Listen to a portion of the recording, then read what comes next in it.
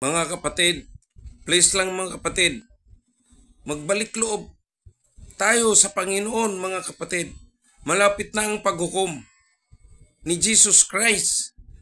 Huwag na natin hintayin ang paghukom, ang pagbabalik ng Panginoong Hesus dito sa sanlibutan upang pagasilutan ang mga makasasala.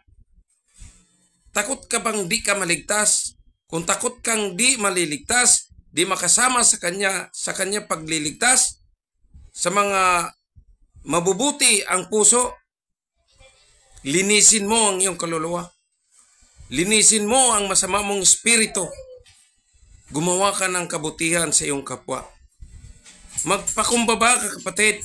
Kapayapaan ang ipagbabaw mo sa iyong puso. Dahil wala ng kapayapaan ang nasa puso mo. Ang itinatanim mo galit at puot. Galit at puot. Kaya wala kang karapatan diyan na maglilingkod sa Pilipino, sa sambayanang Pilipino. Dahil ikaw ay masama ang hangarin sa kapwa mo. Walang ibang sinusunod mo, kapatid, kundi si Lucifer.